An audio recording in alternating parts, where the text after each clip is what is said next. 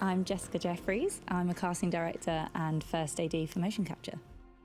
In video games, everything's kept so top secret. I was given limited information in regards to the game itself and the characters that I was needing to cast.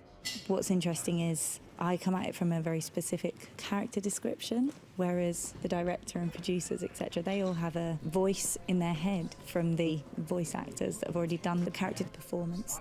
So once I take that character description, I then look to finding the best actors possible for the job.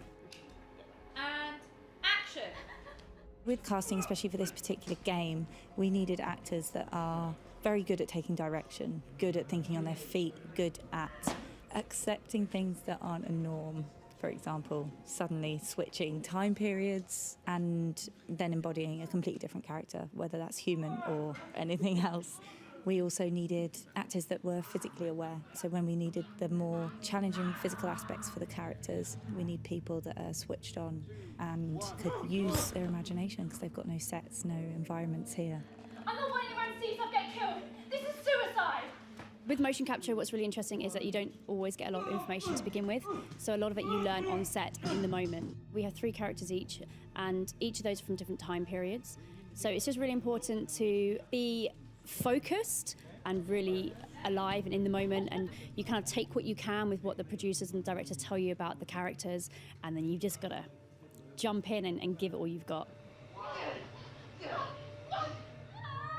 Usually you would follow the storyline and know where you're coming from, where you're going to. But in this, if they were to give you a script, it would be 2,000 pages long because it branches so much depending on what the player does and in which direction they take you. It's too complex to try and think out thought by thought, so you just point and shoot, basically. And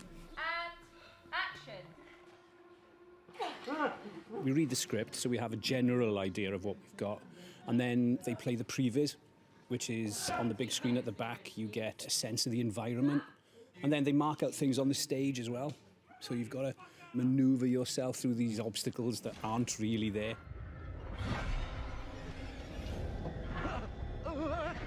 Each day is completely different. You walk in, it's sort of, and now today you're running from Monster in the Woods, and go.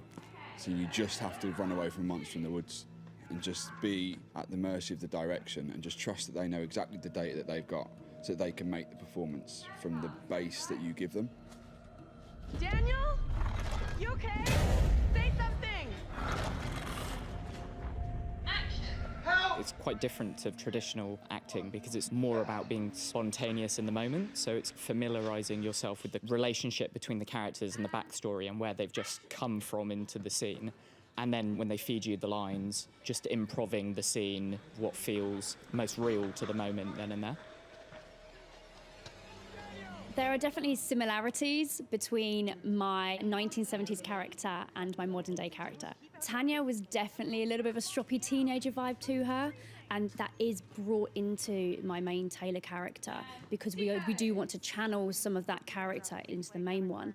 And it's making sure that we pick the bits out that we want to keep, then also give Taylor a strength as well, so she's not just running around being stroppy and moody all the time. It's that idea that she has a strong character behind her. And yes, she needs a bit of encouragement, but ensuring that she's got that strength and that courage behind her just to kind of get her through these horrendous ordeals.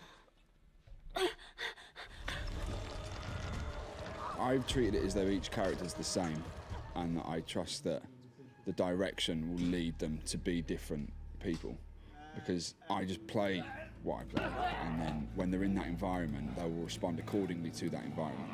And I want to try and keep like a thread between the characters so that there's like a through line there. So if I focus on that, then it'll be apparent when they're in all the different timelines which one they're in and what they're doing and stuff like that. Action! It's about physicality. It's the thing that I keep saying through my head is like when I'm running like John, it's like Fat Boy running, so I'm just kind of starting to hunch myself over a bit. I'm a bit heavier on my feet. Because I'm playing mostly John, that's the big thing that I've got to keep in my mind, is that he's a big heavy guy and he's much older, a lot less mobile than I am. There was a bit we shot when I was running a lot, and I was halfway through, I thought, my God, I'm just running like me, you know, and I had to sort of like stop and start again and find a certain particular run for John. Get to the church! Run! The place must have been a grocery store or something.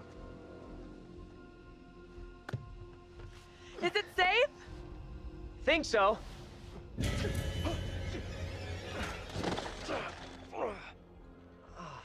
The performance capture in here is very different to how you'd work traditionally, in that you're more aware of the fact that there are many hands in your performance.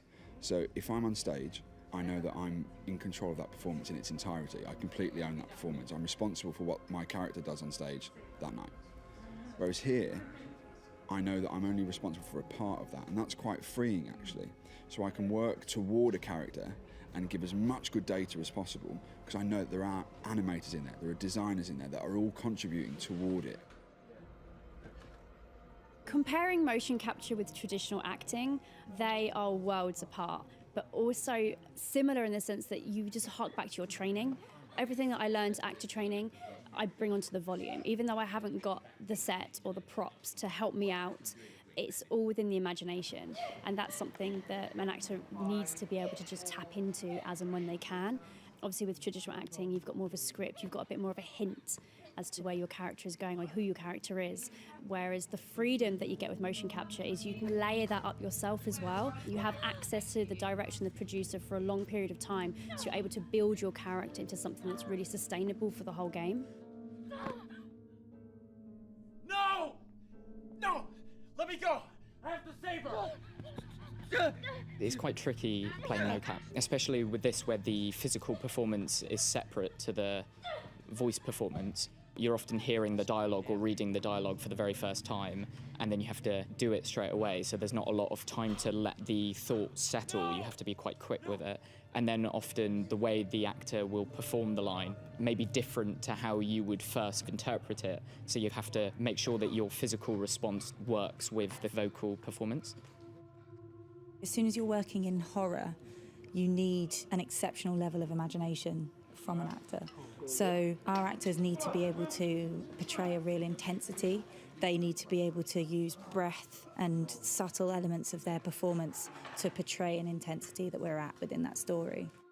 It's slightly different because you don't have the props and the set, and that can get you into that mode and that feeling. So if you do a horror movie, then you are apprehensive because you're not sure when that actor's going to pop out, and there's smoke screen, and the set helps you with the feeling of it, whereas this, you do have to completely go back to your imagination and imagine how scared you are that you don't know that monster's going to come out from the grate and grab you.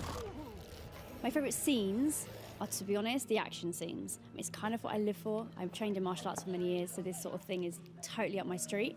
So when it's a bit more of a challenge, try to embrace it as much as possible. Favourite scene so far is being pushed out of a window, because you get to fall. You know, there's like a big 3-metre platform, and you get pushed off and fall on into a squishy mat, which makes me very happy. Anthony! Up here! What the fuck are you doing up there? The stuntmen are great because they make everything look effortless and make sure that you do it correctly. If we were doing it, we'd probably just go full hell for leather and hit someone around the head and pull out your shoulder, but they teach you how to pick everything up and the proper way to swing to make sure you do it correctly. Portraying the traumatic scenes is difficult because the scenes aren't always chronological, so you go into a scene of that level of emotional state and energy, and you have to click into gear straight away without necessarily the build-up. But usually you just have to respond to the other actors in the scene, and it tends to be that they give you enough that you can believe you're in this scenario and truthfully respond. And then on the other side of it, there's some scenes where it's just so tiring, where we don't stop running and we do about 10 takes of the same scene. So by the end of it, you're having to do it as if you're doing it for the first time, but really you're just knackered as a performer. 3, 2, 1, go. The thing I found most difficult is learning how helpful I can be for an animator, and kind of go, well, I've been given lots of freedom in terms of performance and what I do, but there are a set of rules that aren't present here that will really, really help out animators. And it's trying to keep those in mind while you're performing. We have to go, oh, I have to remember the last take I did this, which was 2 months ago, I think my hands were in this position. Because you haven't necessarily got the references to go back and look at them.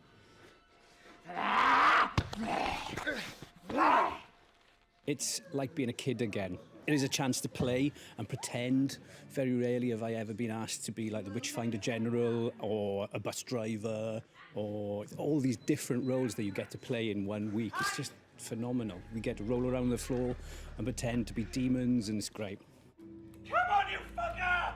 Motion capture is the most fun job you can do as an actor because it's playing. It's what we did when we were children. You're not restricted by sets, you're not restricted by lighting setups and loads of continuity and props people around you like in film. You are just able to play and use your imagination to put yourself in the correct environment. Yes, God, I keep saying it's loads of fun, but it is the most fun I've had with my clothes on for years. It's great. What is your name, sir? I'm Andrew. Well, here we are on set of Little Hope, part of the Dark Pictures Anthology. Tell me about the characters you play in the game. Yeah, very exciting. I play Andrew, who is a student on this trip to the town of Little Hope. I also play Anthony and I play Abraham, all existing at different time periods and in different places. What drew you to the role? What drew you to this game? I think for me, what drew me to it was the fact that at the core of it was a focus on authenticity as far as the performance was concerned. Hey, Andrew, buddy, how you doing? Where are we? What happened? Yeah, the bus crashed. We're okay, though, just shaken up. Wait, I don't remember anything. Who are you? Something that the team behind this project communicated to me from early on was a need to make the relationship between the different characters and their individual arcs feel truly authentic and have us all interact with each other in a very naturalistic way, in a way that would serve the story and make all the horror and the dramatic elements feel real. And that really excited me as an actor. I'd also never done any motion capture performance work or anything really like this before, so it was a new challenge too, and it's been really, really fun. Now, it's not only do you have these different characters and these different accents, you also have this complex branching story, because as the player plays through this game, they can take it any way they want. How is that challenging for you to kind of navigate that as well?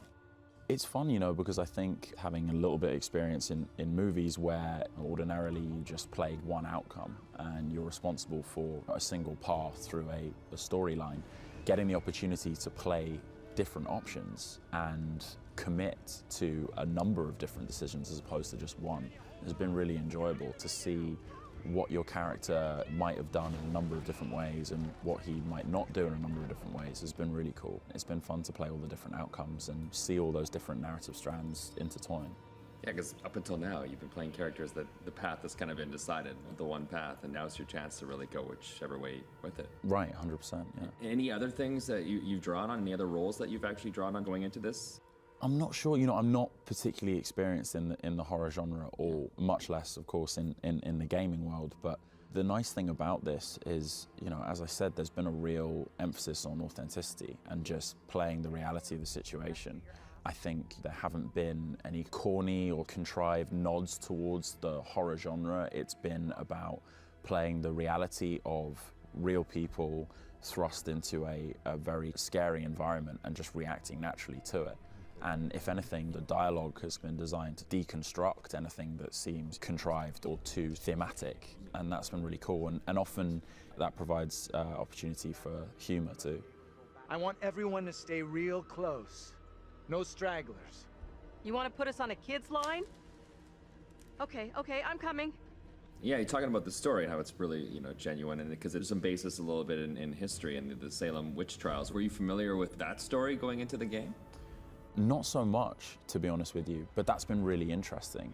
Laced within the story is some really, really interesting information about the Salem witch trials and about the history of that area. And with John, you were afforded the opportunity to learn about this because he is a professor and he does have a organic knowledge of these things. You got an explanation for what we saw? Nothing that makes sense. I do know there were witch trials in Little Hope around the same time as Salem. He's able to feed us tidbits that help us contextualize some of the stuff we're coming into contact with. Yeah, you walk away learning a whole bunch of new stuff, and there you go. It's an education across the board for me, this job. I'm like learning how to do all sorts. Any favorite scenes that you've worked on so far? I felt for you because you did come on an incredibly intense day. There's a lot of just screaming and screaming and dying. You came on the screaming and dying day. There has been, you know, a lot of fun had on this set too. I think as an antidote to the intense nature of some of the material and the amount of horror and gore and death, we have found it important to kind of laugh and joke around with each other too. And a lot of the banter and the conversation that exists amongst the students and John, the professor, is kind of quite humorous. Angela, played by Ellen, is a hilarious character, and she regularly keeps us all laughing. Serious, James? You're drunk. What a surprise. And that's meant that the project as a whole is really well balanced. Of course, there's authentic drama and there's a genuine sense of dread and horror, but there's also some really funny dialogue, and there's been a chance to play the comedy too, which I've enjoyed. That looks bad. I hope Taylor is okay. Taylor will be just fine. Girl has a knack for getting out of trouble. I know Taylor can be demanding, selfish, quarrelsome, and small-minded, but other than that, she's a real baby. I'm just gonna say it. This is exactly what goes down in horror movies. I gotta ask, is it interesting for you to see kind of how the scenes play out from the other characters' perspectives? Because you're shooting a certain scene and a certain ending or a certain piece in your story, but then at the same time, the other characters shooting theirs. It must be really interesting to kind of see how other people take that. Yeah, for sure, it has been, and I think it's one of those things I like look. Oh, she made her death sound so much better than my death. Oh, 100%. Oh, that's constant for me. I don't want to go after Ellen. I was like, let's start. Yeah, we all joke about that. She's got the most incredible scream ever. And so anytime there's some screaming and Ellen's up first, it feels like following Pavarotti on stage afterwards. It's like, do we have to really? And no matter how many times I do it, I won't reach those heights. What are you excited for players to experience with this game? Any advice maybe you have for players of how they should navigate these waters? I think have fun with all the different alternative paths and die again, try again. That's one of the really fun things about this game in particular, is that there are so many different pathways that you can explore. And there's a real sense of mystery, and I think it does require genuine effort and endeavor to discover the clues and decode the broader conundrum that the game offers up. Come and check this out. What on earth is that? Not a clue. Who do you think is going to be the favorite character in this game? I think Ellen's character, Angela. Really? Yeah, she's just awesome, and she puts everyone right in their place. Hey, Daniel, you guys! I am not a guy? How are you two doing down there? This little detour is ruining my clothes? That's the headline here? Really? John, played by Alex, the professor, I think likes to think of himself as the leader, and Angela as a character is just brilliant at putting him in his place and keeping the young'uns all in check, and she's super funny, and I've loved watching that character come to life. Yeah, well, I thought we'd end with some rapid-fire questions to cover some things that we have not covered yet. So, all right, first up, are you easily scared? Yes. Yeah? Yeah, I wanted to lie, but yes. What scares you? I'm still one of those people that, like, if it's dark and it's silent in a house and I'm the only one around, I just like to turn a few lights on. I'm that kind of person. You don't know what's there. Yeah, exactly. Yeah. Have you ever seen a ghost or experienced anything supernatural? I haven't. My last name's Poltergeist. I grew up with a lot of ghost gags, but that's really as close as I've come. Never actually experienced anything supernatural. I've lived it. I've lived as a ghost. A witch or a demon? I'm gonna go with witch, I think. Demons are just legitimately evil, and as we discussed in the game, all witches were innocent. So I'm gonna go with witches. All right. 1900s or 1600s? Ooh, 1900s. I feel like there were more amenities in the 1900s. A few more home comforts. Yeah. Yeah. That's fair. Yeah. Would you rather be chased by a demon or accused by a witch hunter? I mean, I feel like there's really no winning that. Yeah, well, if you're chased by a witch hunter, there really is no winning that. There was actually no way out of that. And a lot of the trials they used to put women accused of being witches through ended up in death or death. So really, there's no way out of it. So at least there's an opportunity to escape a demon. So I'd rather be pursued by a demon, which sounds like a strange thing to say. Well, I feel like now you've got some skills too, being in this game. Maybe you know a thing or two of how to survive a possible demon attack. Yeah, if I got the gang together again, maybe, with their help. All right, Will. Tanner, thanks a lot. Appreciate that. Thank you. Cheers.